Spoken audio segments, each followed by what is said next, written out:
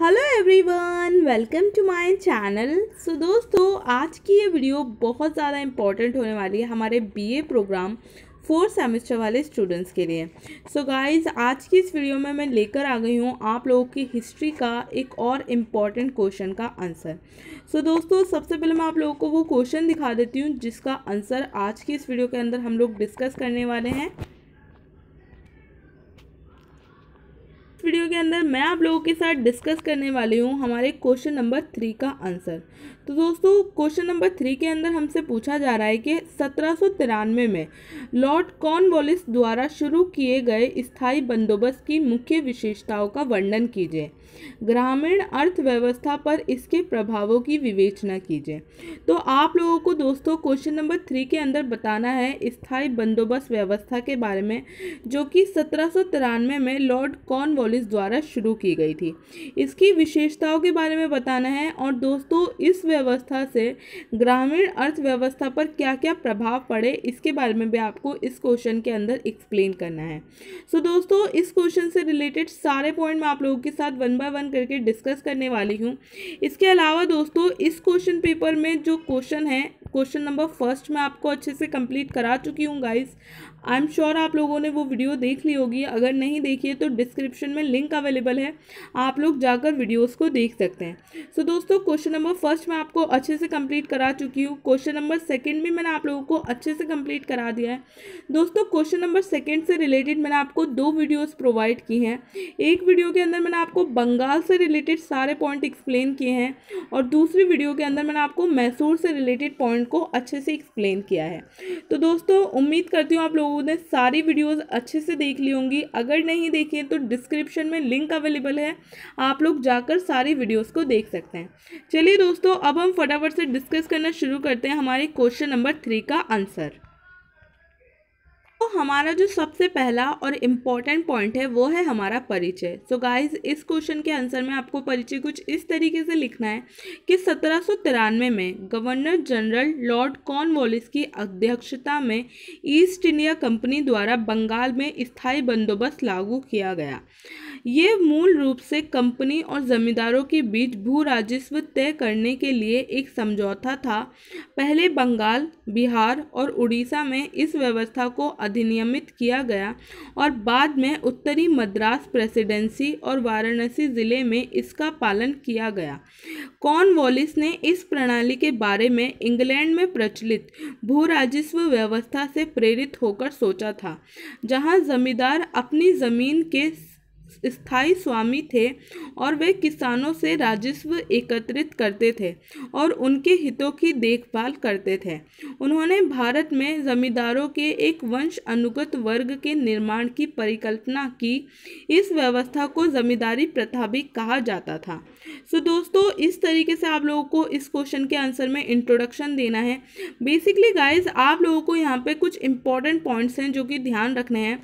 सबसे पहले तो दोस्तों, आप लोगों को यही चीज़ ध्यान रखनी है कि इस व्यवस्था को कब लागू किया गया था। तो दोस्तों, जब भी आप लोगों के एग्जाम में इस तरीके से इस व्यवस्था से रिलेटेड क्वेश्चन आता है, स्थायी बंदोबस्त के बारे में आपसे पूछा जाता है, तो दोस्तों आप लोगों को ध्यान रखनी है 2 चीज़ें। सबसे पहली चीज़ आप लोगों को ये ध्यान रखना है कि 1793 में इस व्यवस्था को लागू किया गया था। दूसरा, इस व्यवस्था को लागू किया था गवर्नर जनरल लॉर्ड कॉर्नवालिस ने। तो दोस्तों, आप लोगों को गवर्नर जनरल लॉर्ड कॉर्नवालिस का नाम ज़रूर ध्यान रखना है। इनका नाम बहुत ज़्यादा इम्पॉर्टेंट है। तो दोस्तों, आप लोगों को ये चीज़ ध्यान रखनी है। इसके अलावा आप लोगों को ये भी ध्यान रखना है दोस्तों कि ये जो स्थायी बंदोबस्त की व्यवस्था है, इसे सबसे पहले बंगाल में लागू किया गया, उसके बाद इसे बिहार, उड़ीसा और मद्रास और वाराणसी जैसी जगहों पर भी लागू किया गया। इसके अलावा ये जो स्थायी बंदोबस्त की व्यवस्था थी, ये प्रेरित थी इंग्लैंड में प्रचलित भू राजस्व व्यवस्था से। तो दोस्तों, आप लोगों को ये भी ध्यान रखना है। इसके अलावा आपको ये भी समझना है कि ये जो स्थायी बंदोबस्त की व्यवस्था थी, इसको जमींदार प्रथा भी कहा जाता था। तो दोस्तों, आप लोगों के एग्जाम में क्वेश्चन थोड़ा थोड़ा सा घुमाकर भी आपसे पूछा जा सकता है। हो सकता है आप लोगों की क्वेश्चन में स्थायी बंदोबस्त ना पूछकर आप लोगों से जमींदारी प्रथा पूछ ले। आप लोगों के एग्जाम में क्वेश्चन इस तरीके से आ जाए कि जमींदारी प्रथा के बारे में बताइए। तो दोस्तों आप लोगों को ध्यान रखना है कि जमींदारी प्रथा को ही स्थायी बंदोबस्त कहते हैं। तो दोस्तों ये हो गया हमारा इंट्रोडक्शन। अब बात करते हैं हम हमारे नेक्स्ट पॉइंट की। तो दोस्तों हमारा नेक्स्ट पॉइंट है स्थायी बंदोबस्त की विशेषताएं। इस व्यवस्था में जमींदारों को भूमि के मालिक के रूप में मान्यता दी गई थी।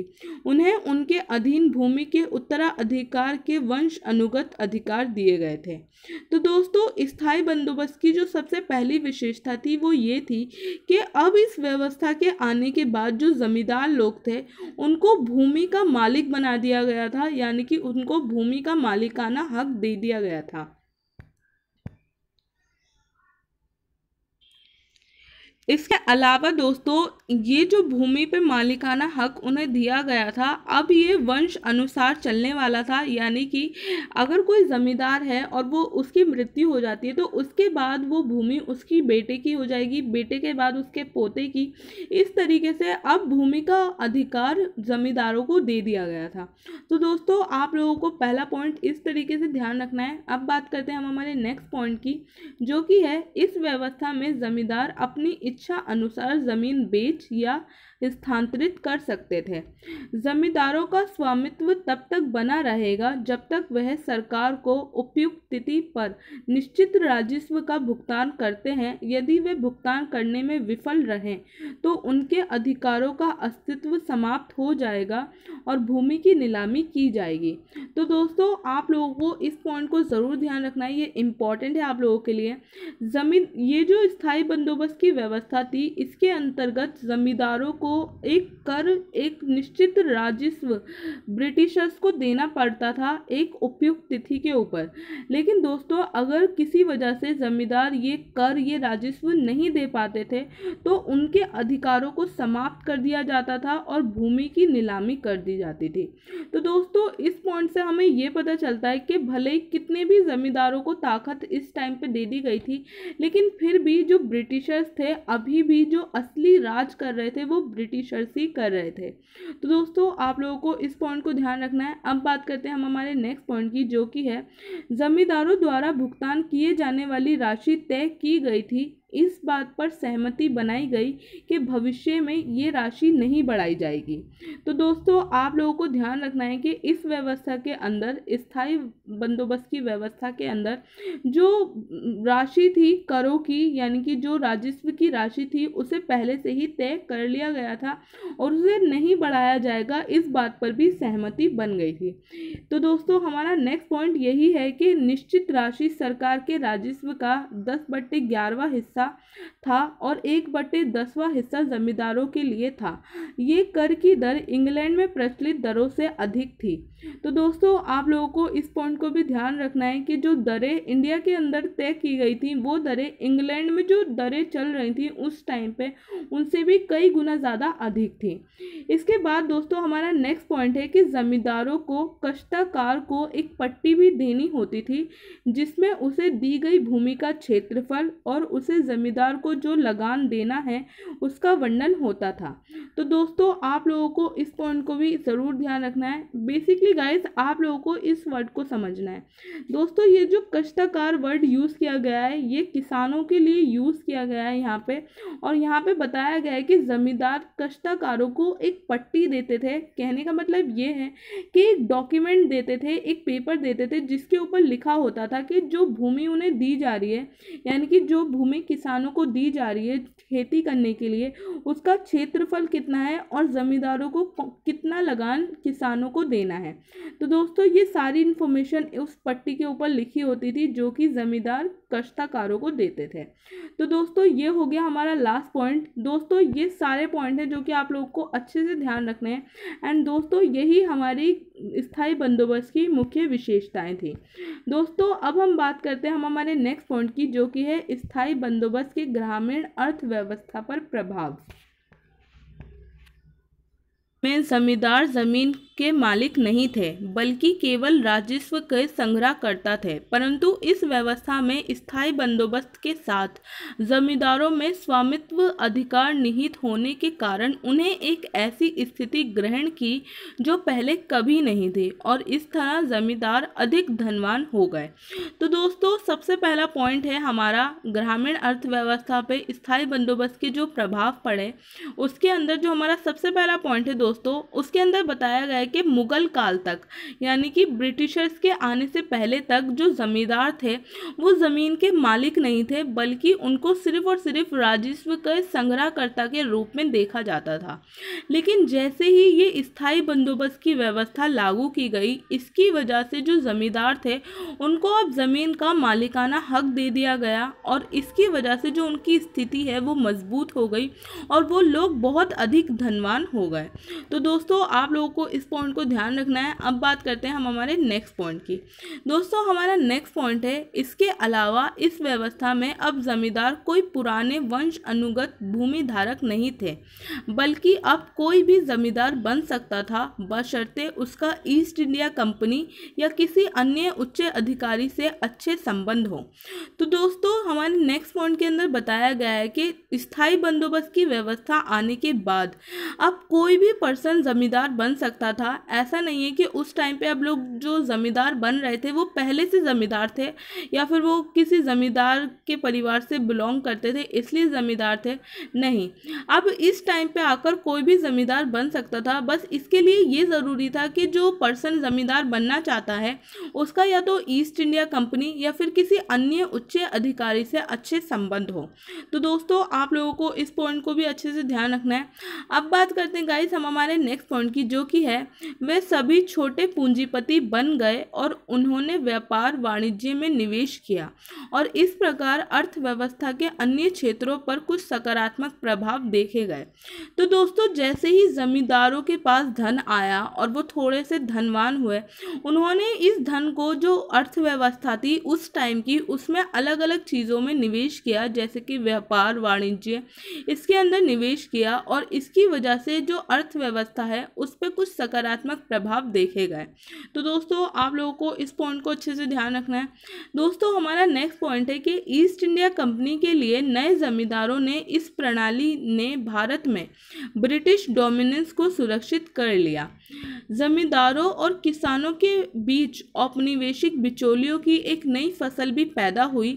अब एक जमींदार जमीन को बिचौलियों के हवाले कर देता था और एक आलीशान जीवन जीने के लिए कलकत्ता जैसे बड़े शहर में स्थानांतरित हो जाता था और इस तरह अब एक स्थायी बंदोबस्त के कारण जमींदार एक प्रकार से अनुपस्थित जमींदार बन गए।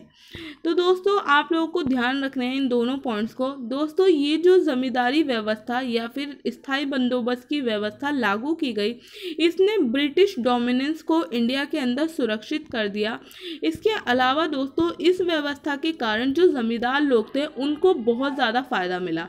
अब वो अपनी ज़मीन को किसी भी बिचौलियों के पास दे देते थे और खुद आराम से अपना जीवन जीते थे और जो बिचौलिए होते थे वो इस ज़मीन को अलग अलग किसानों को देते थे खेती करने के लिए और कर वसूल करके ज़मींदारों को भेजते थे और ज़मींदार उन करों में से जो ब्रिटिशर्स का हिस्सा होता था वो ब्रिटिशर्स को दे देते थे।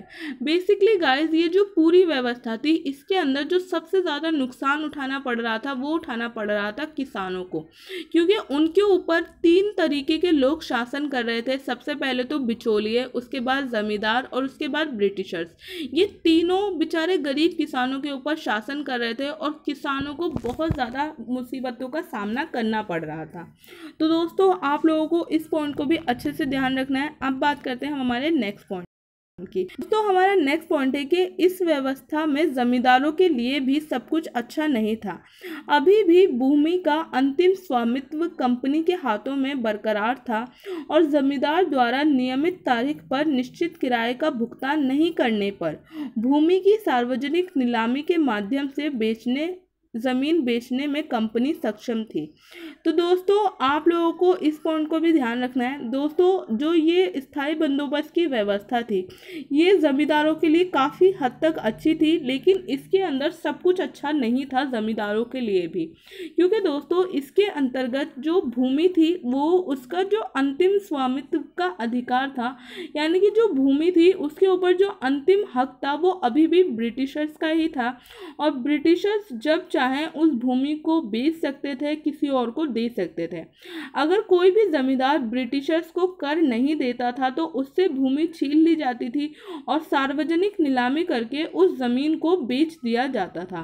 तो दोस्तों आप लोगों को इस पॉइंट को अच्छे से ध्यान रखना है। अब बात करते हैं हम हमारे नेक्स्ट पॉइंट की।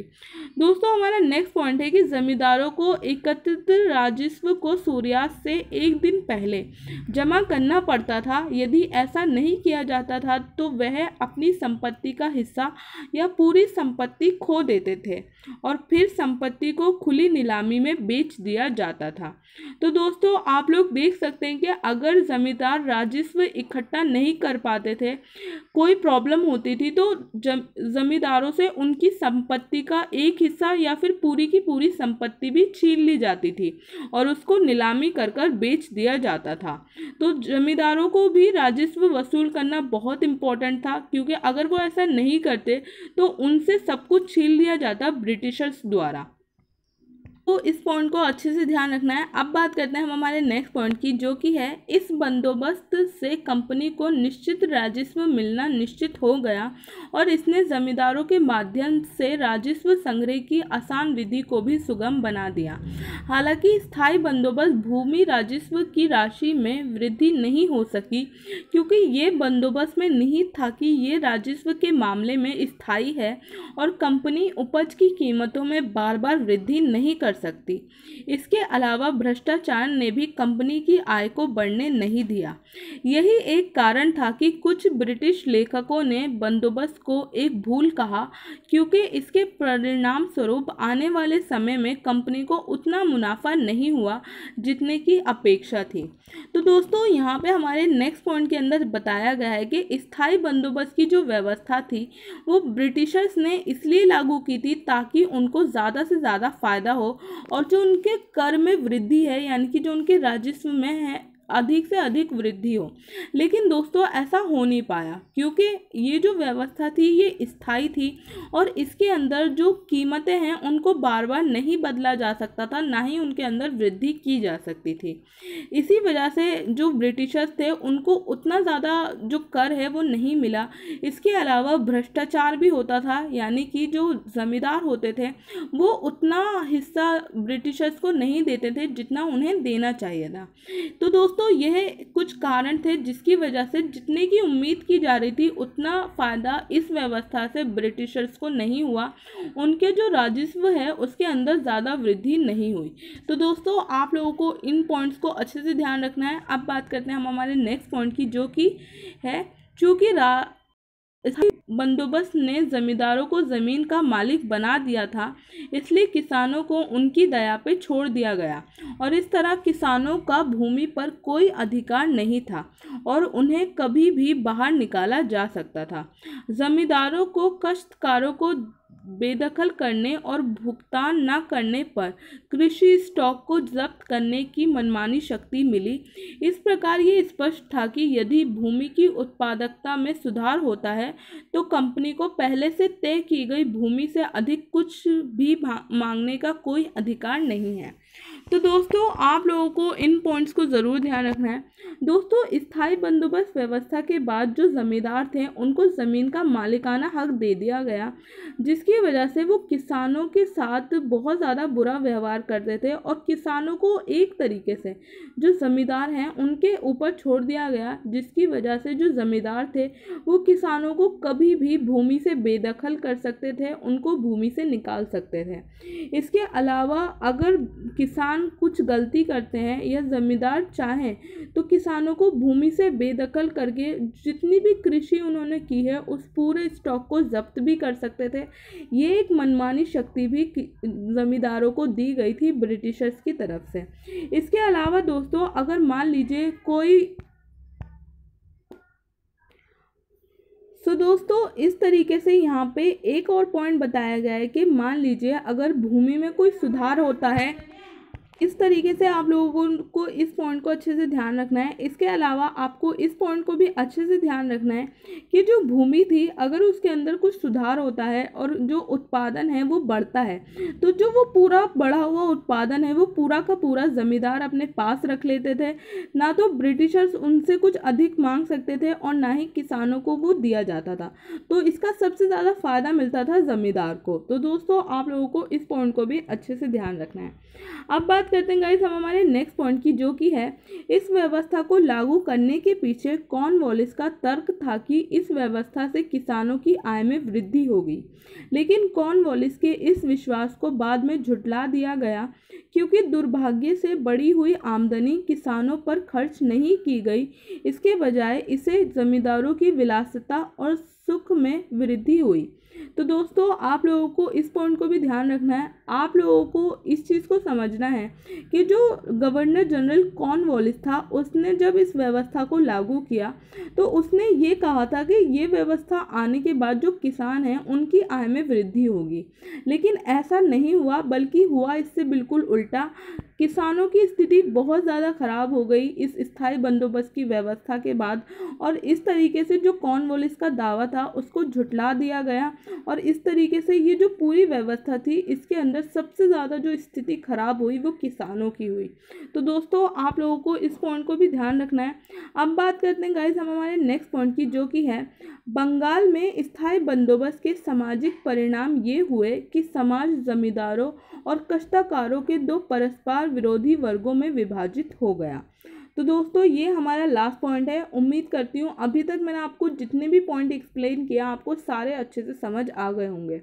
दोस्तों लास्ट में आप लोगों को एक छोटा सा निष्कर्ष लिखना है, जो कि आप लोग इस तरीके से लिख सकते हैं कि अंत में हम इस निष्कर्ष पर पहुंचते हैं कि बंगाल में लागू स्थायी बंदोबस्त ब्रिटिश काल की एक महत्वपूर्ण व्यवस्था थी, जिसको ब्रिटिशर्स ने अपने राजस्व को बढ़ाने के लिए लागू किया था।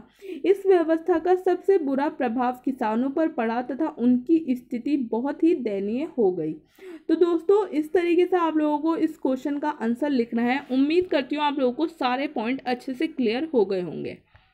लोगों को अच्छी लगी हो तो प्लीज़ आप लोग इस वीडियो को लाइक कर दीजिएगा, अपने दोस्तों के साथ शेयर कर दीजिएगा। इसके अलावा दोस्तों आपको जिस भी सब्जेक्ट के इंपॉर्टेंट क्वेश्चन आंसर चाहिए आप लोग मुझे नीचे कमेंट कर सकते हैं, मैं आप लोगों के लिए वीडियोस लेकर आ जाऊंगी। और दोस्तों अगर आप लोग चैनल पर फर्स्ट टाइम आए तो चैनल को सब्सक्राइब करना बिल्कुल भी मत भूलिएगा, आप लोगों को चैनल को ज़रूर सब्सक्राइब करना है। तो दोस्तों आज की इस वीडियो के अंदर बस इतना ही, मिलती हूँ मैं आप सबसे नेक्स्ट वीडियो के अंदर, तब तक के लिए थैंक यू सो मच।